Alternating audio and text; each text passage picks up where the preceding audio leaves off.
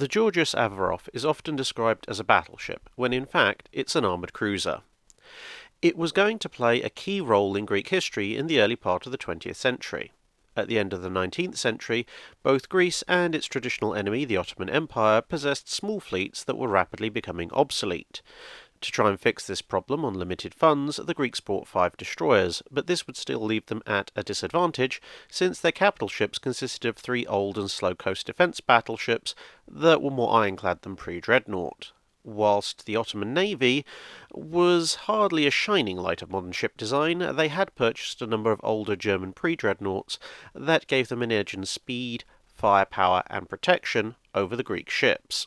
At this point, the Italian navy was building a trio of armoured cruisers of the Pisa class, but had decided to cancel one of them. Although the Greek navy didn't have enough money of its own, it turned out a patriotic Greek citizen did, and he stepped in with most of the down payment for the ship. As a result, the ship was named after the benefactor and became the Georgios Averof. Whilst the Pisa class was of Italian design, the Greeks began to customise their ships with all sorts of interesting bits of technology. In the end, the ship would have an Italian hull and engines, French boilers, German generators, and British guns. When she was completed, the armoured cruiser had been superseded by the battlecruiser in the major navies, but it still compared well with the last generation of armoured cruisers built. With 4 9.2-inch guns in 2 twin turrets, 8 7.5-inch guns in 4 twin turrets, a pair on each side, along with 16 single 3-inch guns, 4 single 47mm guns and 3 torpedo tubes, her total broadside was only 1 7.5-inch gun less than the Royal Navy's Minotaur-class armoured cruiser, but it had a better concentration of fire thanks to using twin rather than single turrets. With a top speed of just over 23 knots, and a 7.9-inch thick armour belt, her protection level was close to some of the lighter pre-dreadnoughts. And with her long-barrel main armament, she could actually outrange the heavier guns of the Ottoman battleships, as well as being significantly faster. After a rather poor starting career due to an unsuitable captain that included running aground off the British coast and a near mutiny over blue cheese of all things, the ship returned to Greece and began to get its act together.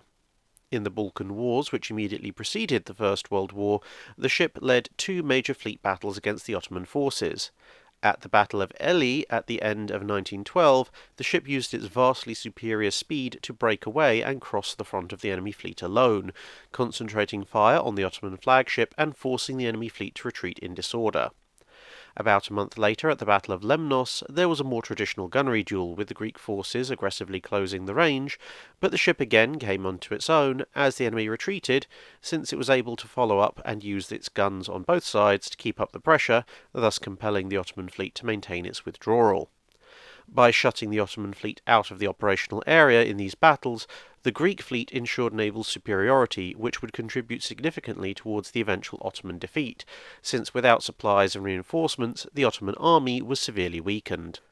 The battles also showed the weakness of older battleship designs, as the Georgios Averof was equipped with more modern fire control that meant, although its guns were weaker than the enemy weapons, it was actually able to score meaningful hits, as opposed to just murdering the local fish population with near misses.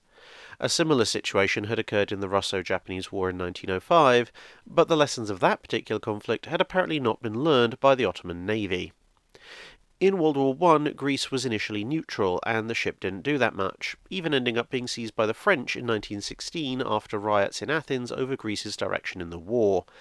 After being returned in 1917, she took part in the Allied fleet's entry into Constantinople at the end of the war. As the Ottoman Empire collapsed immediately after the wars concluded, the ship was back in action in the Greco-Turkish War that lasted from 1919 to 1922, although this war didn't go so well for Greece as a whole. The ship did see good service bombarding enemy positions, and later evacuating troops and civilians. From 1925 to 1927, she went through an extensive refit in France and received modern anti-aircraft guns, a new foremast, and improved fire control equipment, and had the obsolete torpedo tubes removed. In the Second World War, after Germany had invaded in 1941, the ship's crews were ordered to scuttle her to prevent the ship being used by the Kriegsmarine. But the crew had a better idea, and frankly showed a lot more courage than many in the French Navy did in a similar situation. They disobeyed their orders, and instead sailed for Crete, joining up with the British fleet and then sailing on to Alexandria in company with whichever Greek and British warships had survived the German air attacks and invasion of the island. However, whilst she had been a top-of-the-line ship in World War I, by now she was slow and underarmed compared to modern cruisers, and in the cauldron of the Mediterranean it was very likely that she would be sunk by German or Italian aircraft, and she couldn't keep up with the British fleet anyway.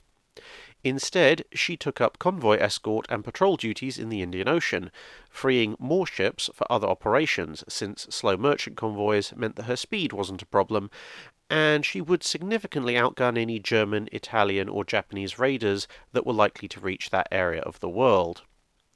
At the end of 1944, she was restored as the flagship of the Hellenic Navy and sailed back to Greece to restore the government after the Germans were driven out. She would continue as flagship until being decommissioned in 1952. After a long period floating at anchor, the Greek government decided to restore her as a museum ship in 1984, and you can go and visit the ship today. Like the HMS Victory and the USS Constitution, she is still considered as an active service vessel, and is well worth a visit as the sole surviving example of an armoured cruiser. That's it for this video. Thanks for watching. If you have a comment or suggestion for a ship to review, let us know in the comments below. Don't forget to comment on the pinned post for dry dock questions.